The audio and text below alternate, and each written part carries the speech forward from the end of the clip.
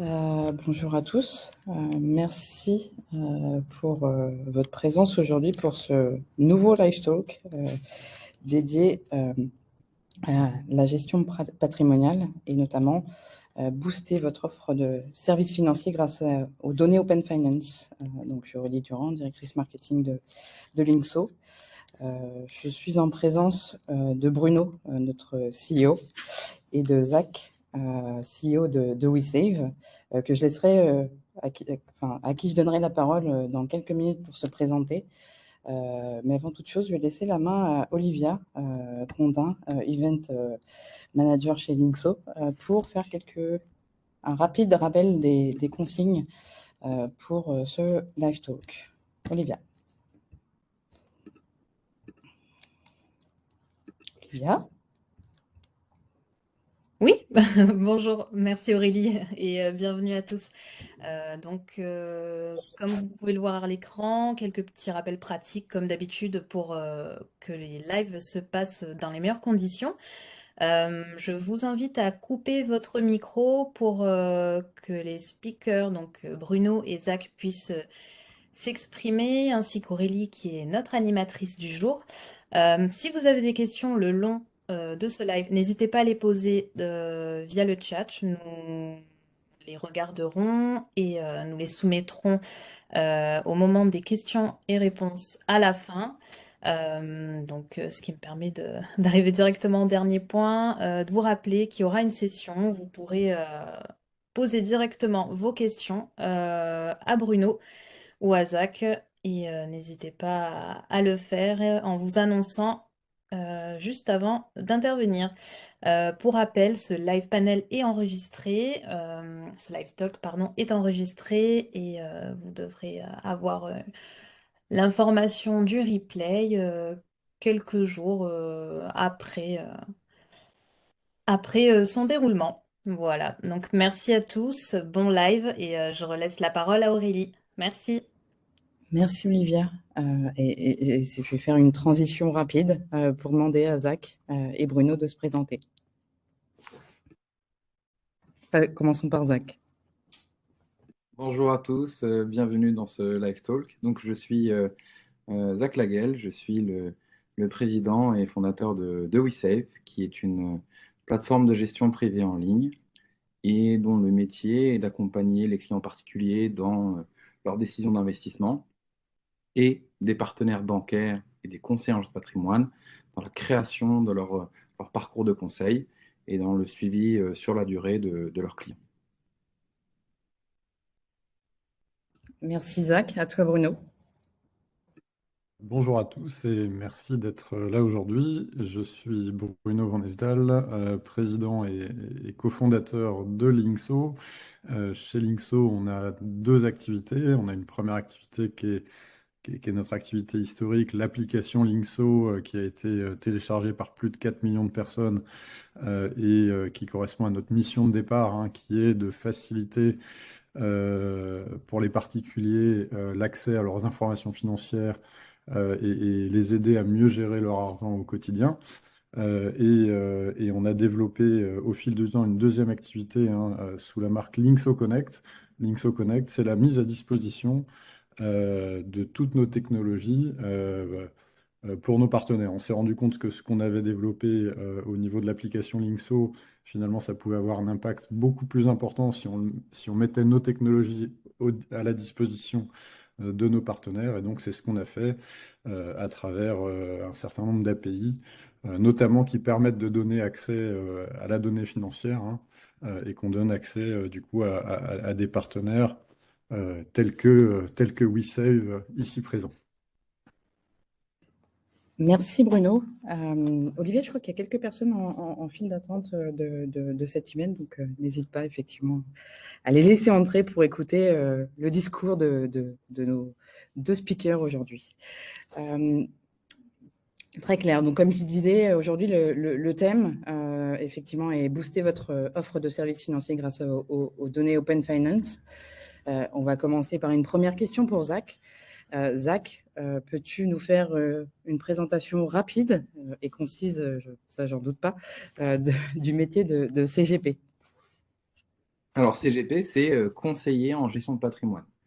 Alors, ça existe dans une banque, ça existe aussi dans un réseau de gestion de patrimoine, un réseau de distribution de produits d'épargne, et ça peut aussi exister sous forme d'une activité d'indépendant. C'est une activité qui est régulée. Donc, pour les indépendants, c'est soit du conseil en investissement financier, soit l'intermédiation en assurance, soit les deux. Et ça repose sur trois dimensions dans le quotidien de ce métier-là. C'est la connaissance client, donc c'est la capacité à connaître les clients, la capacité à les conseiller, donc euh, leur donner les bons conseils par rapport à leur situation propre, et à les équiper au travers de la distribution de produits d'épargne et de dispositifs qui leur permettent d'améliorer la retraite, la fiscalité. C'est un métier qui est régulé, donc il y a des contraintes réglementaires qui s'imposent et qui est en train de se bouleverser parce qu'il y a de nouveaux acteurs qui sont, eux, extrêmement technologiques et qui viennent apporter des valeurs ajoutées, et on aura l'occasion d'en parler aujourd'hui. Les clients se digitalisent et donc le métier se transforme. Merci Zach. Je ne m'étais pas trompée sur le caractère très concis. Justement, tu parlais de technologie. Si on continue avec toi, quelles sont, j'ai envie de te demander aujourd'hui, quelles sont les nouvelles pratiques et technologies existantes sur le marché en matière de conseil, en conseil patrimonial pour ces acteurs tels que les CGP. Est-ce que tu peux m'en dire plus, effectivement? Bien sûr. L'environnement du client, c'est l'environnement de sa famille et de son épargne et de son patrimoine. Et c'est beaucoup de données. Ces données, elles sont un peu partout. Et la première technologie qui va venir s'imposer dans ce paysage-là, c'est la facilité de récupérer cette donnée, de l'enrichir, et donc d'avoir des données qui ne sont pas uniquement liées aux produits qui ont été distribués, mais qui permettent de mieux connaître le client, et ça le plus vite possible. Un conseiller en patrimoine qui veut découvrir une famille lors d'un entretien de découverte, ça va prendre du temps. Potentiellement plusieurs entretiens pour adresser plusieurs thématiques. Ça peut être les objectifs, ça peut être la situation actuelle, la situation fiscale, et ça peut prendre quelques heures, voire quelques jours pour capter l'information. Donc, première techno, eh bien, l'open finance, l'open banking, pouvoir récupérer des données structurées, normalisées, qui permettent en un temps record au conseiller en patrimoine de découvrir son client. Deuxième dimension, c'est sur la base de ces données-là, être en capacité de systématiser le conseil. Donc, de mettre en œuvre des bonnes pratiques, soit d'évaluation du patrimoine, soit d'évaluation du dispositif, voir comment ceci s'adapte à la situation du client, et le faire de façon automatisée pour gagner du temps, et donc passer plus de temps dans la relation avec son client et automatiser 80% des décisions de conseil. Enfin, c'est distribuer des produits. Et donc là, ça va être l'acte de vente et le faire de façon simple, fluide, pédagogique pour que le client prenne les meilleures décisions accompagné de son conseiller et parfois même à distance, en self-care, grâce à une digitalisation du parcours de souscription.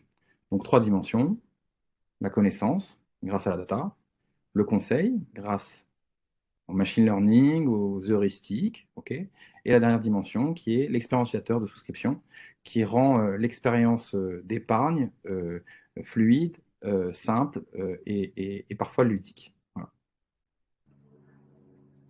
Très clair, merci Zach. Justement, Bruno, Zach parlait de technologie, de données. Du coup, effectivement, on fait référence ici à la partie agrégation, qui est une solution historique de Linkso Connect. Peux-tu m'en dire plus sur la manière dont les données clients peuvent être partagées en open banking et open finance? Et en dire plus à l'audience.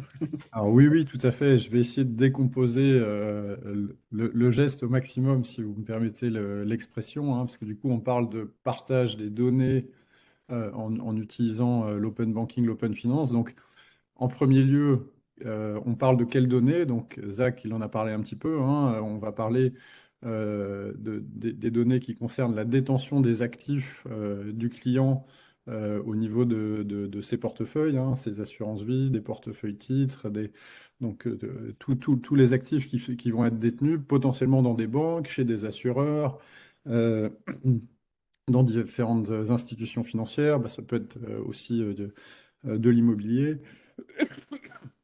Donc en fait, ce qu'il faut voir, c'est que c'est du coup, c'est ce qui détient, ça va être les transactions, ça va être l'historique, et toutes ces informations, bah, de plus en plus, hein, avec la digitalisation, elles vont être disponibles dans un certain nombre de plateformes. Donc en fait, c'est des données du client, mais qui sont disponibles dans différentes plateformes de plus en plus, hein, car tout ça, c'est digitalisé aujourd'hui. Mais il y a un principe très important, hein, c'est que c'est des données personnelles. Et en Europe, ces données qui sont des données personnelles, bah, d'un point de vue propriété, elles appartiennent aux clients. Et donc ça, c'est un principe qu'il faut avoir en tête, hein, quand on parle de partage. Le concept de propriété derrière, il est très important. Donc c'est important de considérer que ces données, elles appartiennent aux clients.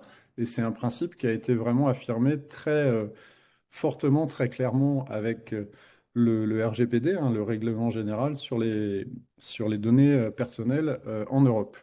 Et pour le coup, ce règlement, hein, le RGPD, il donne aux citoyens européens un droit de portabilité, hein, un droit d'accès et de portabilité. À partir du moment où j'ai des données personnelles sur une plateforme, j'ai le droit d'y accéder et j'ai le droit aussi, finalement, de mandater aussi un acteur pour que ces données puissent être portées d'une plateforme à une autre.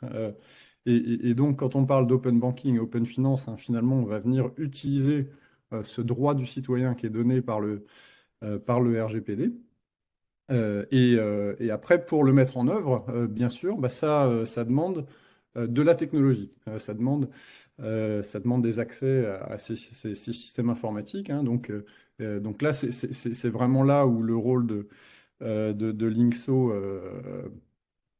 commence, hein. C'est que, côté Linkso, en fait, on va être un facilitateur pour permettre, euh, au nom du client, hein, pour le client final, de pouvoir accéder à ces données et puis les mettre à disposition, les partager avec une autre plateforme dans un cadre sécurisé, hein, et sous son contrôle. Et justement, quand on parle de cadre sécurisé, bah, au niveau de ces données, il y a aujourd'hui deux périmètres, hein. Il y a le périmètre des comptes bancaires euh, qui aujourd'hui est encadré en plus du RGPD par la directive DSP2, hein, la directive sur les services de paiement numéro 2. Et cette DSP2, elle définit la façon dont les acteurs doivent travailler ensemble pour que ces données puissent, ou sur comment on organise le partage de ces données, hein, finalement. Et ensuite, pour pour le reste des données financières, donc les comptes d'épargne, les crédits, les investissements, etc. Donc là, en fait, c'est pas dans le cadre open banking, c'est dans le cadre open finance. Et l'open finance est en train d'être encadré par la Commission européenne, hein. Ça a été inscrit dans la feuille de route de la Commission européenne. Il devrait y avoir justement un cadre qui va sortir dans les prochains mois euh, pour définir la façon dont ce partage doit être fait et la responsabilité, voilà, pardon, la responsabilité des différents acteurs, hein. Et Linkso étant pionnier de l'open banking, de l'open finance, bah, on est du coup en contact avec le régulateur pour définir ce nouveau cadre.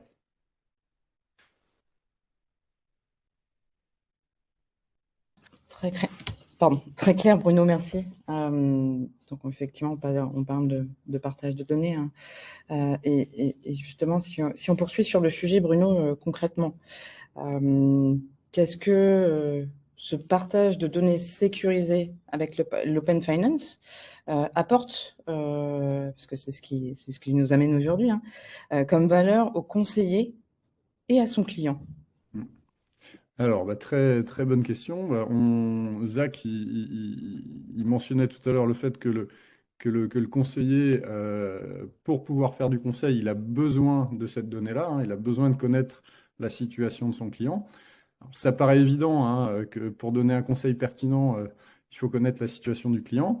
Mais il faut savoir que c'est aussi une obligation réglementaire qui est arrivée avec MiFID II, qui indique que le conseil financier, il doit être global, hein, il doit prendre en compte la situation globale du client.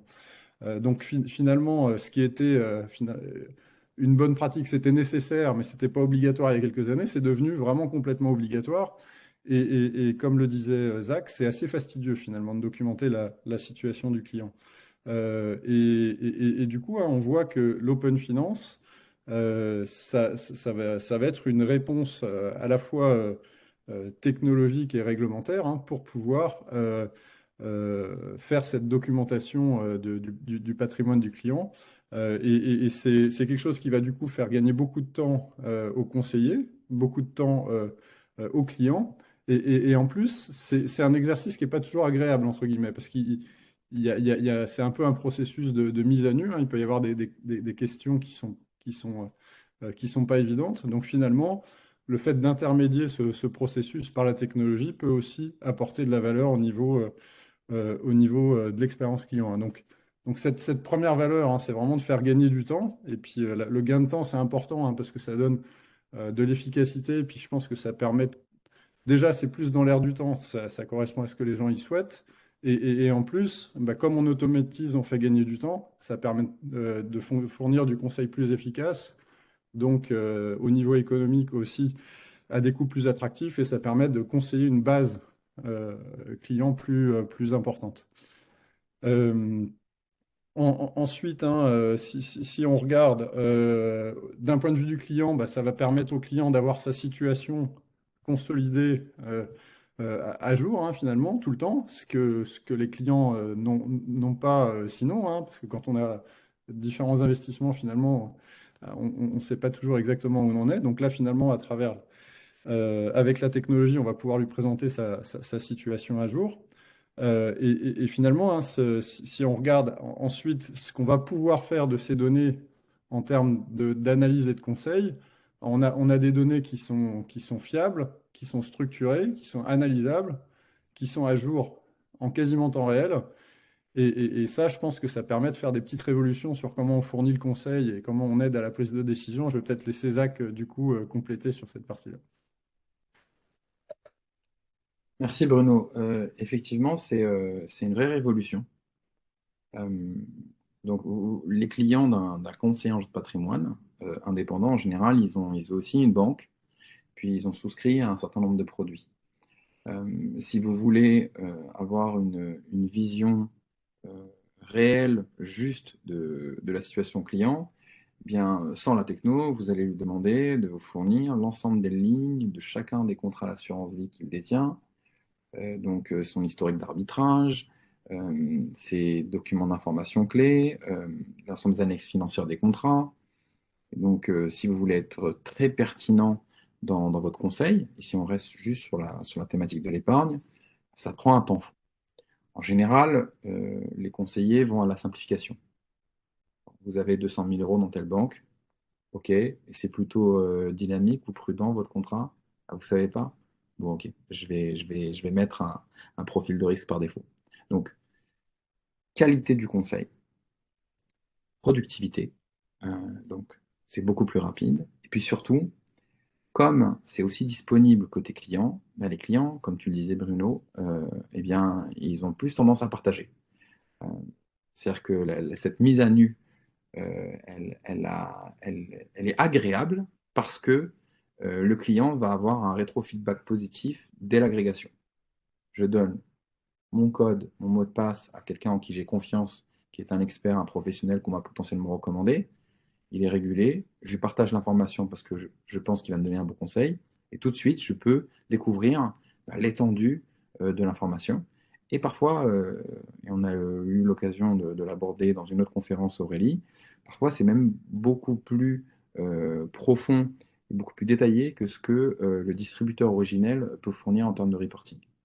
Donc, productivité, connaissance, et puis surtout évolution. C'est-à-dire que comme le CGP n'a pas vocation eh bien, à détenir l'ensemble des produits d'épargne et à faire du conseil sur tous les produits qui sont souscrits par le client, eh bien, le suivi sur la durée va être naturel et ça, c'est fondamental. Deuxième chose, comme tu le disais, Bruno, la directive MiFID II et la réglementation sur l'assurance des DA encouragent et obligent les professionnels à donner un conseil de qualité.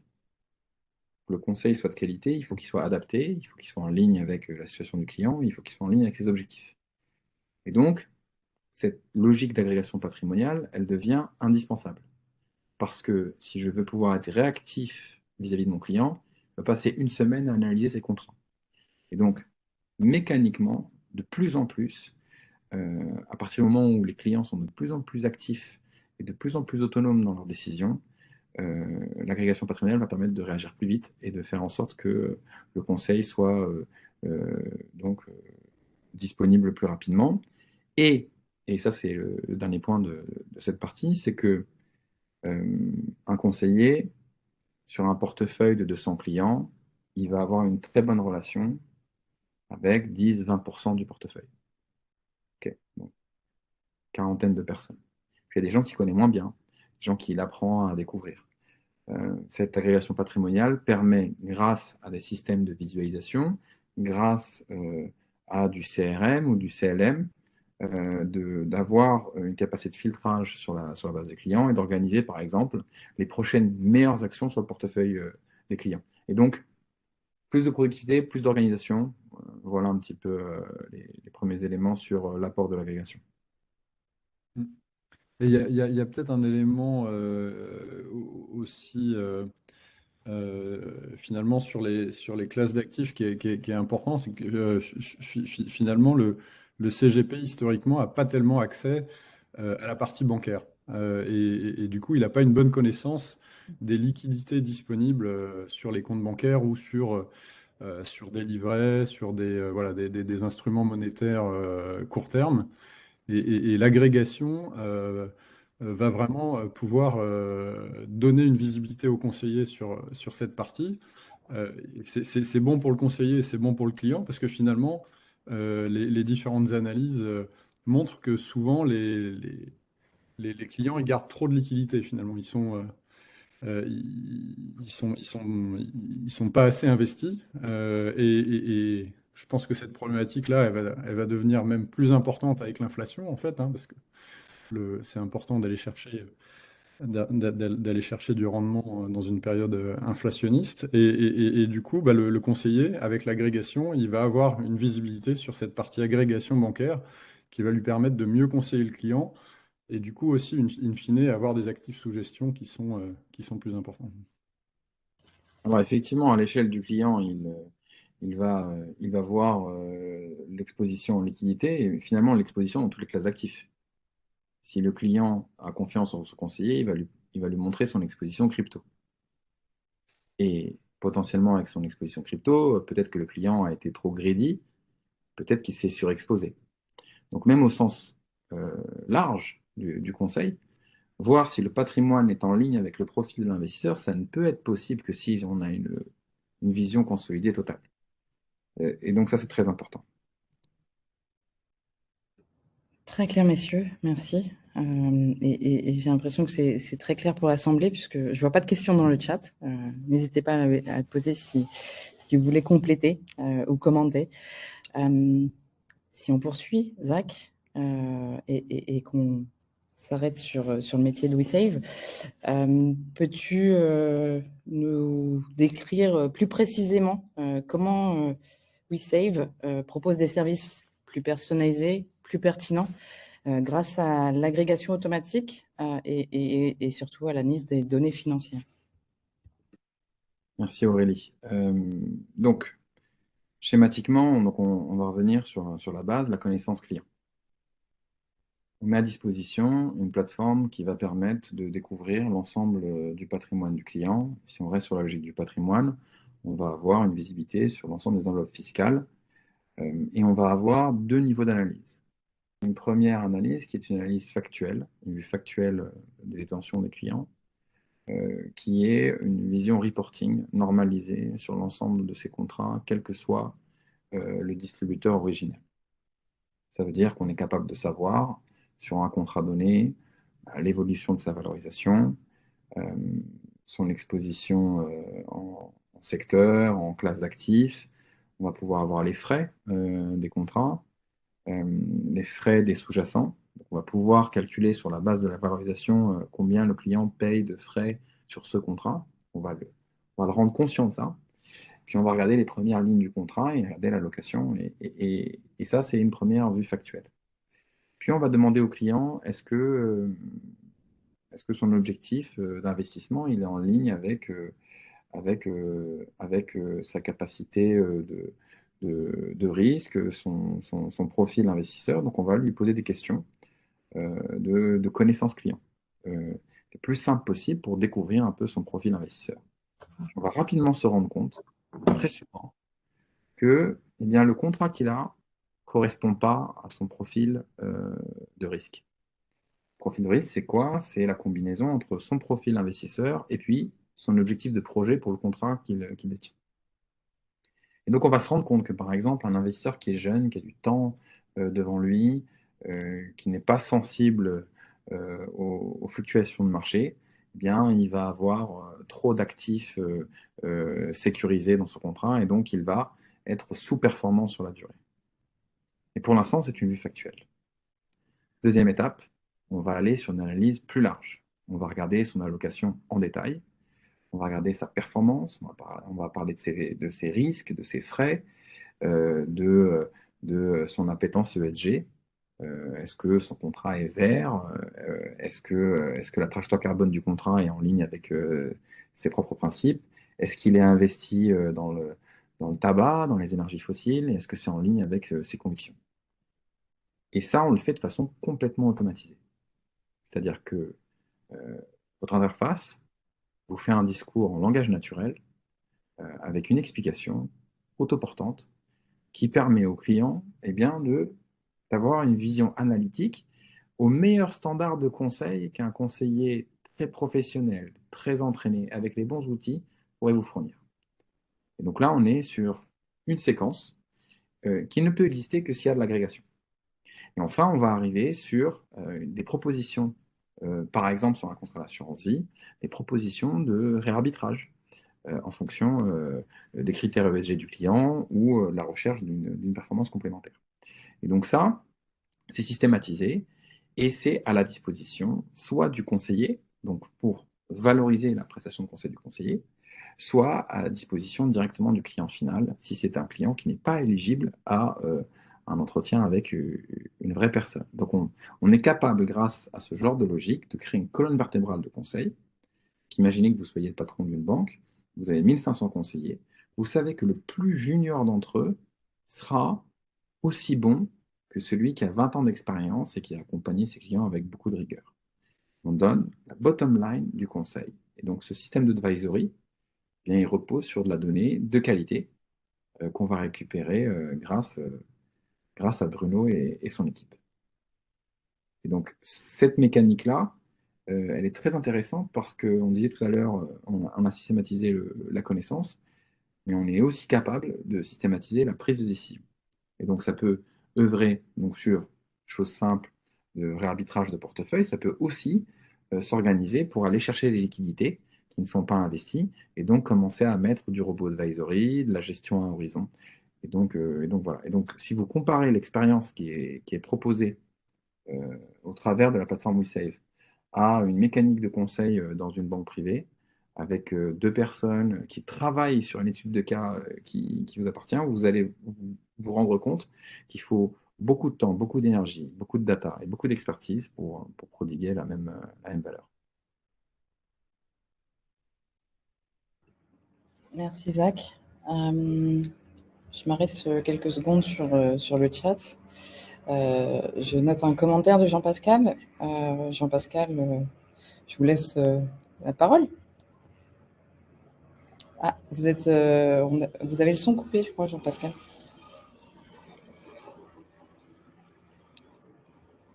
Ok, c'est bon. C'est mieux. Bonjour à tous. Oui, c'est intéressant. Alors moi, je suis le gérant fondateur d'AMC, donc nouveau partenaire Linkso, puisqu'on va intégrer votre solution dans notre offre. Donc ravi de faire votre connaissance. Moi, je suis depuis 27 ans acteur de l'enseignement. J'ai été CGP et depuis 27 ans, on fait donc du digital. Ce qui m'interpelle, si vous voulez, chez les clients CGP, donc on a plus de 200 cabinets clients, c'est cette difficulté qu'ils ont à rentrer dans le digital. Donc, on est en 2023, ils n'ont pas tous digéré MIF 2 DDA de 2018. Le RGPD, ils savent pas ce que c'est. Donc, c'est amusant de voir des outils technologiques qui sont superbes et de se rendre compte que dans les enseignements, c'est l'objet de ma question, universitaire ou diplômant certifiant, cette question n'est pas abordée. Alors qu'en fait, elle est particulièrement disruptive aujourd'hui. Elle change le métier, hein, comme le disait Zach, on en est conscient, sauf qu'il n'y a pas d'enseignement à la clé.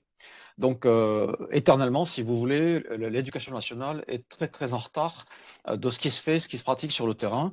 Et nous, les professionnels, on est là pour compléter. Donc, c'est ce que l'on fait, bien entendu, avec joie. Mais il y a une vraie dichotomie aujourd'hui. Hein. Donc, il y a deux catégories de CGP, ceux qui y sont, ceux qui n'y sont pas. Et donc, je vais vous interpeller un petit peu là-dessus, voir quel est votre feedback à vous. Nous, de notre côté, on fait beaucoup d'efforts pour les former, mais on sent qu'il y a des réticences côté CGP, il y a des réticences côté client aussi, et pas forcément une question de génération. Hein. Donc, on a des seniors, si vous voulez, qui sont très, très à l'aise avec le digital. Donc, on a l'impression qu'on est à un moment d'articulation des comportements patrimoniaux. Voilà. Mm. Merci Jean-Pascal, je pense que c'est une très bonne question. Et puis d'ailleurs, merci pour votre confiance. Et effectivement, je suis d'accord sur le fait que c'est pas forcément une question de génération. Je pense qu'il y a il y a un côté génération et il y a un côté attitude. Et je pense qu'il y a sûrement certains CGP qui ne s'y mettront pas, et, euh, et par contre, il y a aussi des CGP qui n'auront finalement pas le choix parce que le métier va se transformer tellement et il y aura d'un point de vue économique aussi, le métier va sûrement se transformer. C'est pour ça que je parle de génération et d'attitude, hein, parce que je pense qu'il y a des conseillers seniors qui sont extrêmement ouverts, qui sont très demandeurs de tout ça. Les jeunes le sont peut-être un petit peu plus, et je pense que de toute façon, quelque part, ils n'auront pas le choix. Et ce qui est important de regarder, c'est aussi l'articulation avec la réglementation, hein, parce que je pense qu'on apporte vraiment aussi des solutions aux exigences, aux contraintes réglementaires qui s'imposent au métier de CGP. Et finalement, pour répondre aux nouvelles exigences réglementaires, plus on va avancer et moins ce sera une option, le fait de ne pas être outillé. Il faudra être outillé pour répondre à ces exigences réglementaires. Donc je pense que ça, il y a quelque chose qui s'impose du point de vue réglementaire et après, il y a quelque chose qui va s'imposer du point de vue plus des attentes des clients et au niveau économique, parce que le client maintenant, il souhaite pas forcément que le CGP il vienne chez lui s'installer dans le salon pour regarder la situation, etc.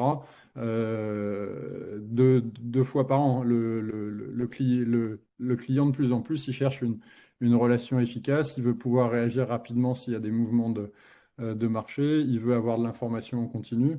Et ça aussi, ça demande d'être outillé.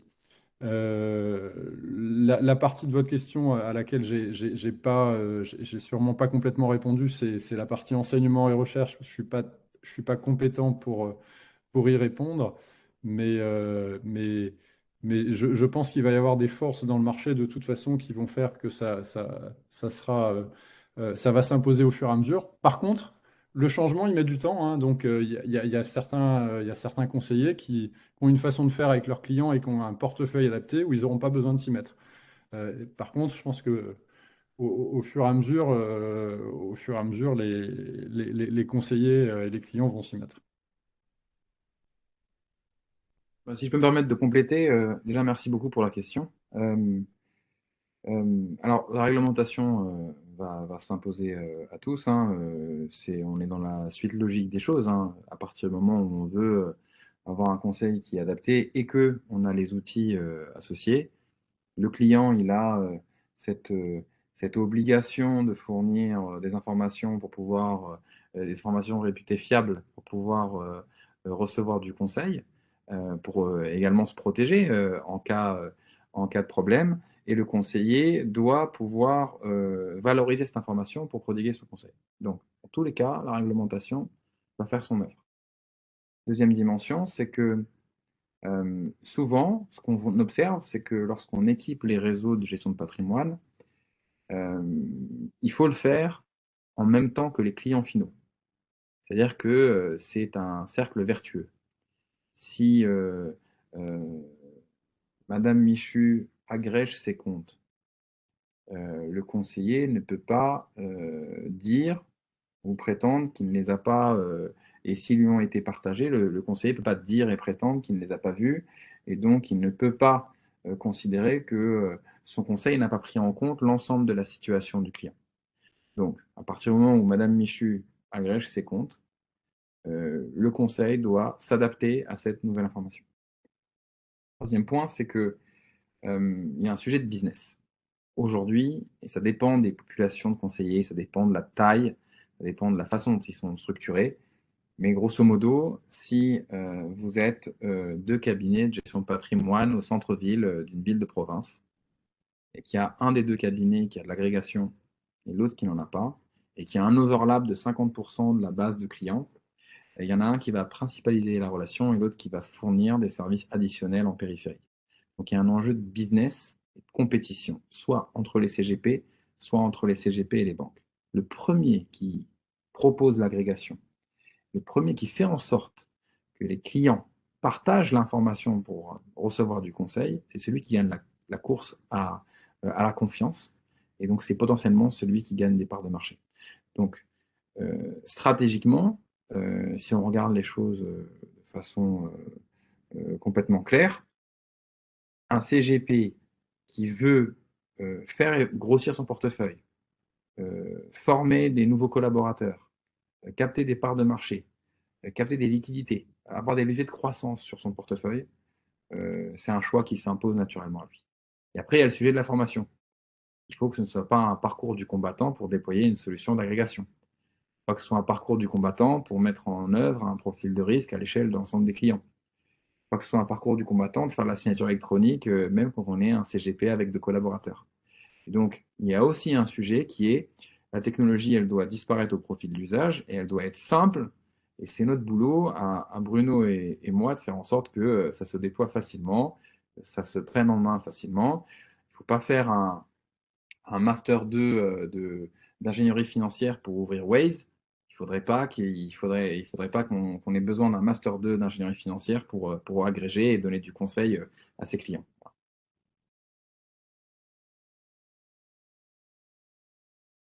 Merci à tous les trois. Merci Jean-Pascal pour la question et pour l'annonce du partenariat naissant entre MC Patrimoine et Linkso Connect.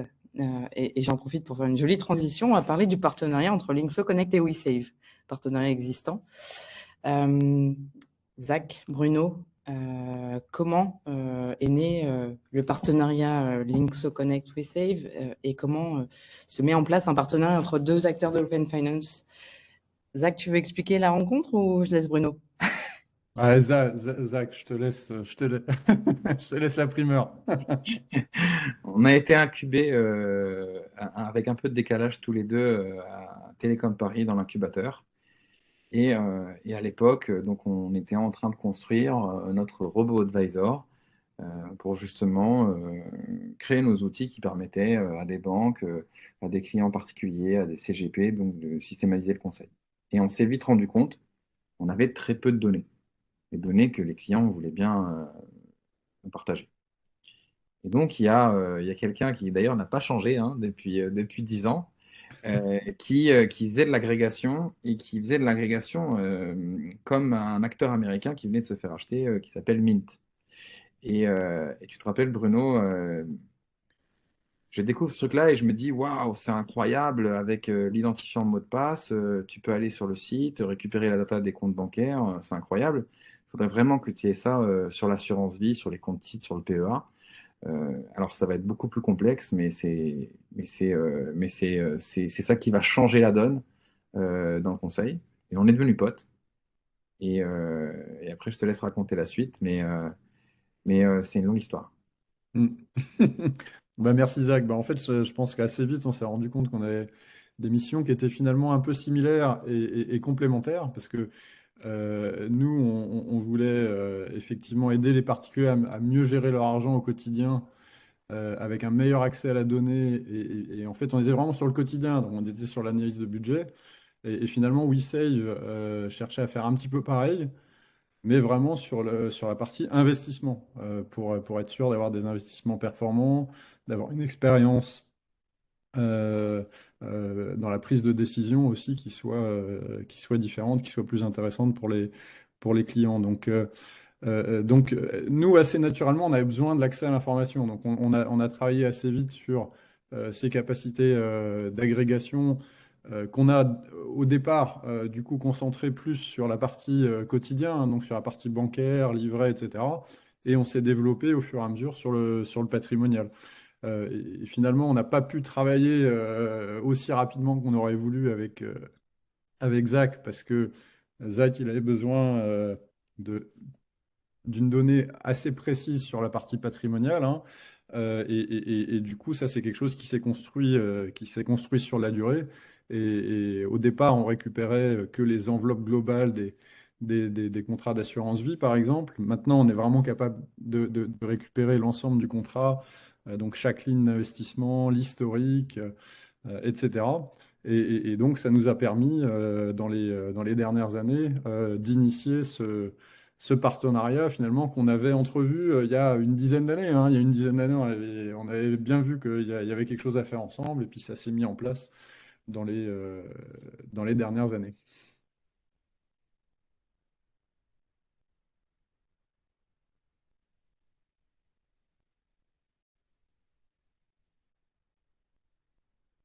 Excusez-moi, j'avais un problème pour remettre le... Très clair, c'est toujours intéressant de connaître une rencontre entre deux entreprises et de savoir comment ces deux entreprises sont amenées à travailler. Donc, merci pour cette présentation. On parle de données depuis le début, de données financières. Une question se pose, hein, c'est quid de la protection des données et de sa confidentialité, et plus largement, hein, comment garantir la qualité du service pour les clients. Allez, Zach, je laisse la main à Bruno.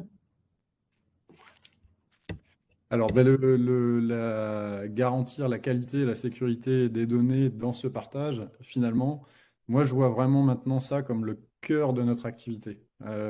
Au niveau de Linkso Connect, hein, notre rôle, c'est bien d'organiser ce transfert de données, et de s'assurer que l'utilisateur final a le contrôle toujours, et que ces données vont être partagées sous son contrôle, uniquement les bonnes données et avec le bon acteur. Euh, le, j'en ai parlé tout à l'heure, hein. Il y a la réglementation RGPD, déjà qui donne des droits aux citoyens, mais aussi des devoirs à tous les acteurs qui manipulent des données, hein. Donc, bien entendu, on respecte le règlement général sur la protection des données. Au niveau de l'open banking, c'est réglementé par la DSP2, et donc Linkso a été un des tout premiers établissements de paiement en France à avoir l'agrément DSP2 sur les services qui permettent de faire cette agrégation. Et en complément, on a souhaité assez tôt, hein, euh, travailler pour avoir une certification ISO 27001, hein, qu'on a obtenue pour la première fois en 2020, et donc elle est toujours active depuis.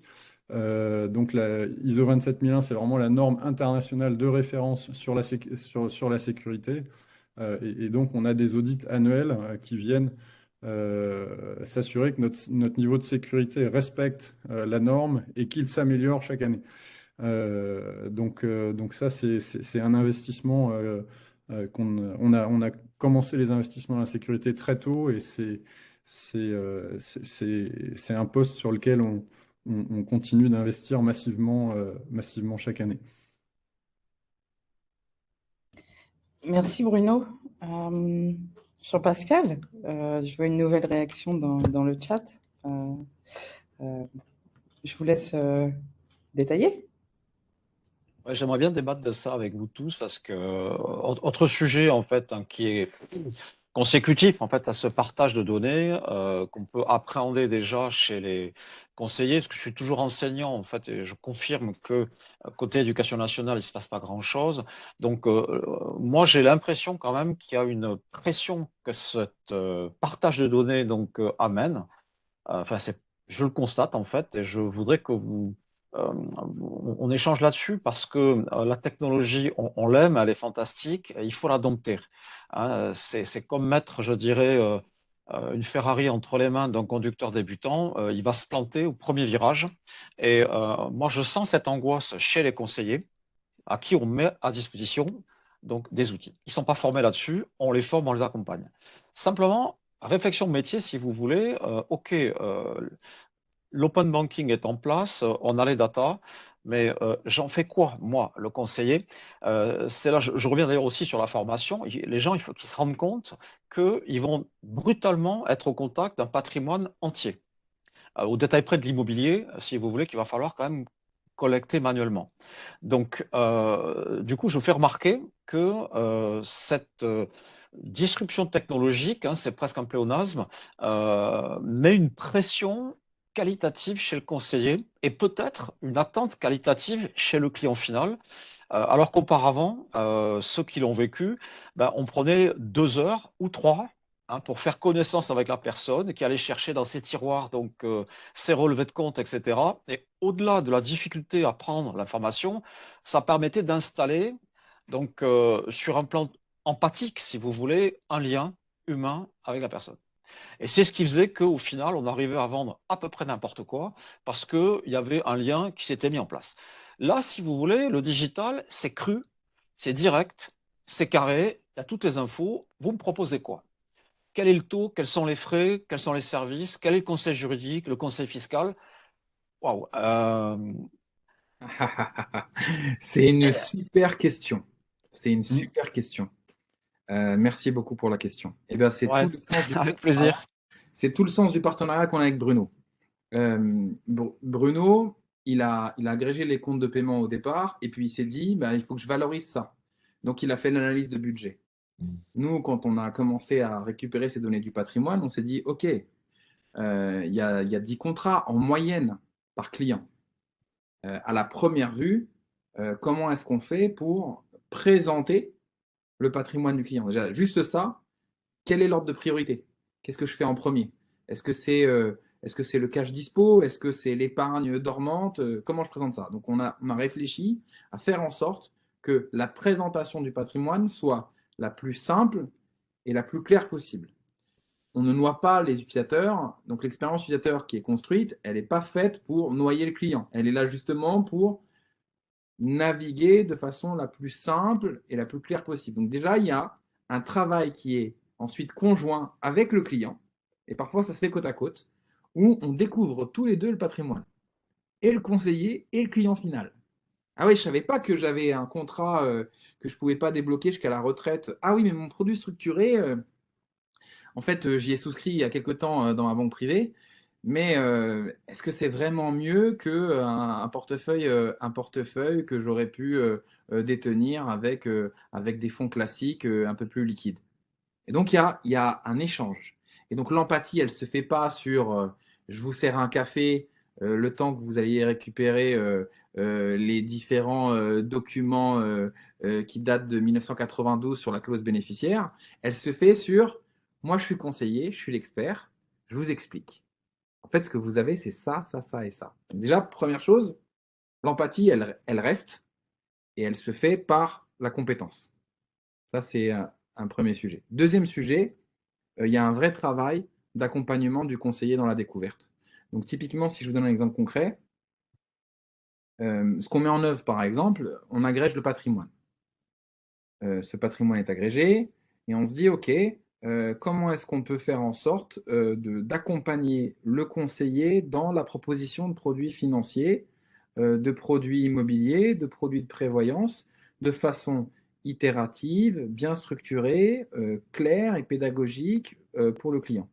Bah, d'abord, on va regarder les leviers du client. On va regarder la projection de son patrimoine sur la durée, on va regarder sa capacité d'épargne, sa capacité d'emprunt, on va le calculer pour le compte du conseiller. Le conseiller va l'expliquer au client final. On a une première étape qui est, par exemple, de la simulation.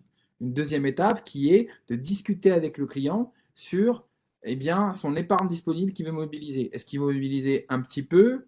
Est-ce qu'il veut mobiliser plus? Est-ce qu'il veut mobiliser la totalité de ses liquidités? Et donc, on va avoir une discussion. Et donc, en fait, on va créer différentes expériences qui vont nous amener à la fin à décider en co-construction avec le client quels sont les leviers qu'on va activer. Si on laisse le conseiller avec une data brute, on est perdu. On rend le conseil qu'on faisait préalablement sous forme de distribution pure et dure, le produit de campagne, le produit de la semaine dans le réseau, juste inopérant. Et donc, l'appareil distributif, la mécanique distributive, elle doit s'adapter à ce patrimoine qui doit être expliqué. On n'est plus dans une vente de produits, on est dans un produit qui est acheté. Et donc, si ça se fait trop rapidement, si ça se fait de façon pas suffisamment structurée, en fait, on s'y perd. Et finalement, l'agrégation patrimoniale ne sert à rien. Et donc, c'est super intéressant. Et c'est pour ça qu'il faut en débattre. C'est que, est-ce que l'agrégation suffit? Non.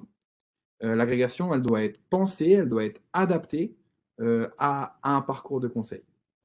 Et donc, nous, on a plusieurs expériences avec des banques où les banques, elles disent, mais oui, mais comment est-ce que je fais pour valoriser cette nouvelle data? Est-ce que je vais regarder le profil des investissements à l'extérieur? Est-ce que je peux aller challenger les enveloppes qui ont été distribuées par ailleurs? Est-ce que je peux les mobiliser? Est-ce qu'elles sont transférables? Est-ce que je peux activer de la loi Pacte? Et en fait, ça change complètement la posture du conseiller et ça change aussi la mécanique de distribution parce que même d'un point de vue business model, on peut se retrouver avec des conseillers qui pourraient désormais faire des prestations sous forme d'honoraires et ne plus être sur des mécaniques de rétrocommission parce qu'on est sur un conseil de bien meilleure qualité qui est co-construit, qui est justifié et donc ça change un peu le paradigme. Les standards, il y a une pression claire sur la qualité. Et donc finalement, quelque chose qui démarre avec Bruno dans un garage où il lit des interfaces web et il structure la donnée, finit en on va améliorer l'épargne des Français, on va améliorer leur retraite, leur succession, leur fiscalité avec une approche nouvelle, c'est ça qui est super intéressant. Quand on regarde l'évolution du secteur, il n'y a pas d'acteur de distribution important en France qui ne réfléchit pas à cette logique d'agrégation et de conseils associés pour le réseau. On est vraiment sur un point d'inflexion. On pense clairement qu'il y a des réseaux qui ne vont pas survivre à cette révolution-là, parce que les clients vont se rendre compte que c'est simplement des distributeurs. Et donc tous les réseaux qui vont se remettre en question et qui vont essayer de concevoir des approches de distribution qui sont faites centrées sur le client, sur les besoins du client, plus que sur l'acte de distribution de base, qui est l'acte commercial qu'on a tous connu, il y a un vrai changement de paradigme, c'est clair. Moi, je suis d'accord avec toi, Zach, hein, et je pense que pour revenir aussi à la question, je pense que quelque part, c'est une autre façon d'avoir les conversations avec avec le client, et quelque part, c'est les activités du conseiller qui changent. Et c'est le métier du conseiller qui change, et le conseiller, pour moi, reste complètement nécessaire, mais son rôle évolue quelque part. On a parlé d'empathie tout à l'heure, et je pense que ce rôle d'empathie, il est clé, et il reste, et il va avoir tout son sens dans le futur. La partie analyse, expertise, aide à la décision. Quelque part, l'ordinateur, hein, et puis on parle d'intelligence artificielle, etc., là, l'ordinateur, il va pouvoir faire pas mal de choses. Par contre, de se reconnaître dans une décision et de se dire, cette décision, elle est bonne pour moi, ça correspond à mon projet pour dans 5 ans, 10 ans, ça correspond à mon projet de vie, ça correspond à mon projet pour ma famille. Et le fait de se dire, oui, c'est la bonne décision, j'y vais. Ça, en fait, on a besoin d'empathie, on a besoin d'un humain en qui on fait confiance pour le faire. Et l'empathie, pour le moment, l'ordinateur, les intelligences artificielles, elles ne savent pas encore le donner. Et je pense qu'on n'est même pas demandeur, en fait. On n'a pas forcément envie de ça. Donc, d'avoir le conseiller, finalement, qui dit, oui, c'est la bonne décision pour vous. On va y aller, ça va être super pour votre famille, ça va vous permettre de faire ça dans 5 ans, dans 10 ans. Je pense que le rôle, le conseiller garde tout son sens sur cette partie-là. Et après, hein, du côté du client, je pense que les attendus du client changent aussi.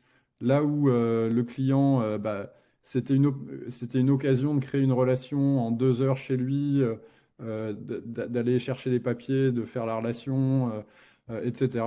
Je pense que le client, de plus en plus, il a des expériences digitales dans tous les domaines, hein, dans tous les secteurs. Et quelque part, hein, la gestion patrimoniale, c'est pas isolé du reste, hein.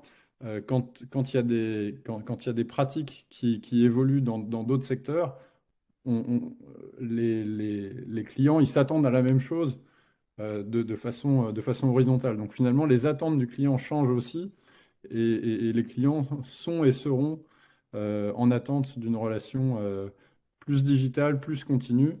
Et du coup, le client a besoin d'être outillé, augmenté pour pouvoir y répondre. Merci à tous les trois. J'aurais aimé poursuivre sur ce débat et aller davantage dans le détail, mais malheureusement, heureusement, le temps tourne, hein, heureusement, parce qu'effectivement, l'échange est riche. Et je voulais quand même aborder la dernière question de ce live talk.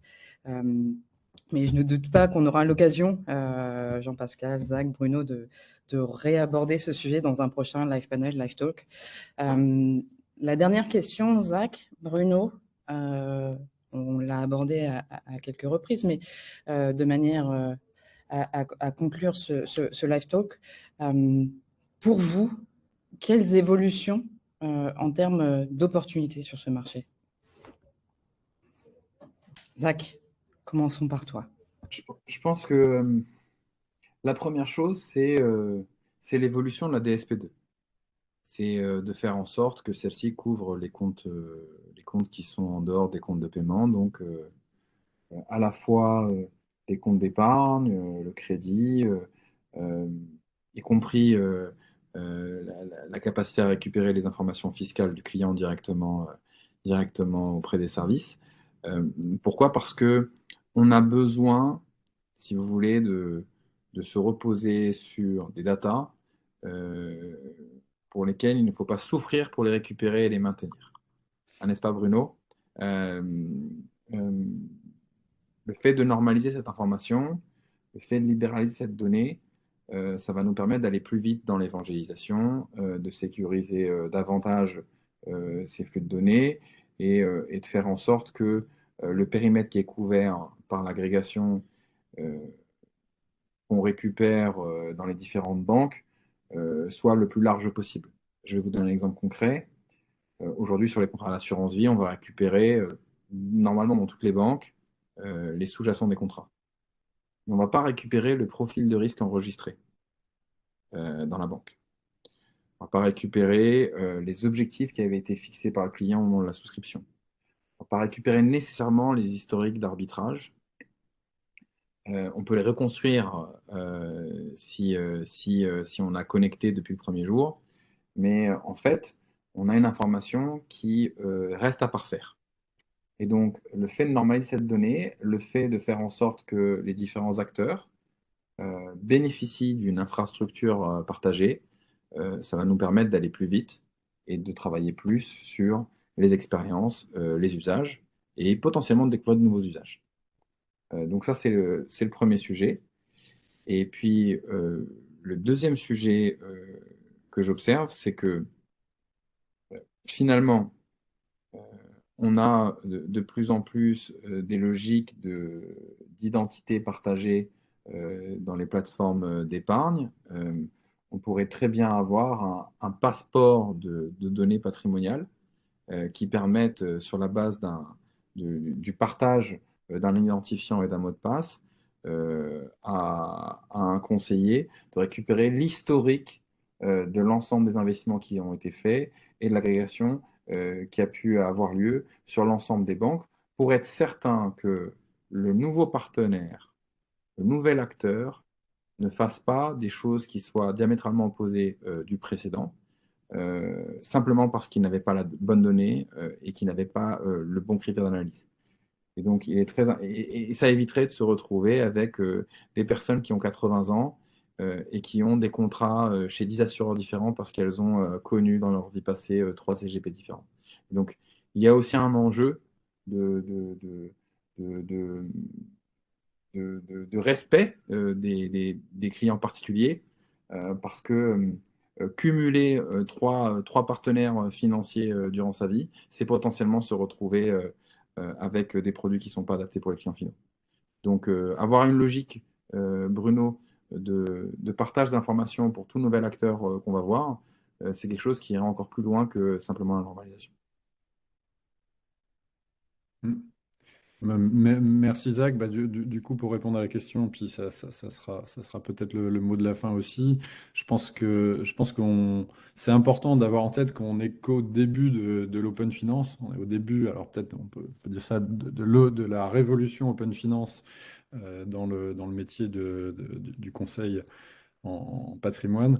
Je pense que le potentiel, on en a parlé pendant le live talk, hein. On voit qu'il y a beaucoup de choses à faire pour faire un conseil qui soit avec une meilleure expérience utilisateur, dans un monde qui s'est digitalisé, de vraiment accompagner le conseiller pour fournir ce conseil dans ce nouveau monde, et puis conseiller aussi une base de clients plus important, hein. Le pourcentage de clients conseillés en France, il est finalement relativement faible.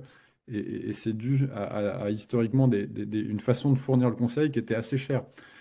Donc en fait, l'outillage technologique dont on parle, qui va devenir nécessaire pour répondre à la réglementation, il fournit aussi beaucoup d'efficacité. Ça permet de fournir du conseil à une base de clients plus importante parce qu'on pourra le délivrer de façon plus économique.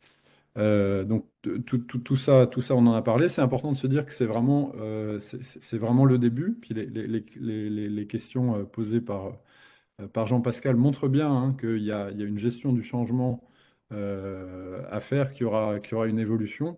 Au niveau réglementaire, dans les prochaines années, il va y avoir un cadre open finance qui va se mettre en place, hein. Ça va permettre la massification des usages.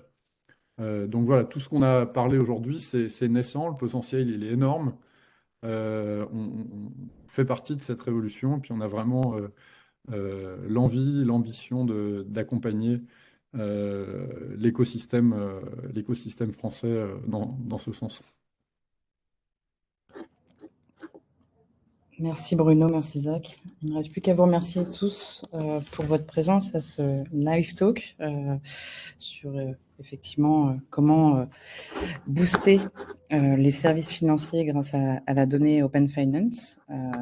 J'espère et je pense que ces échanges ont été enrichissants et j'ai pas de doute qu'il y en aura d'autres à venir. Et il ne me reste plus qu'à vous souhaiter une bonne fin de journée et nous vous tenons au courant dans les prochains jours, comme l'a dit Olivia au début, pour vous repartager ce replay, pour que vous puissiez à nouveau vous enrichir des paroles de Bruno et Zach. Bonne journée à tous, au revoir. Merci à tous, au revoir. Merci.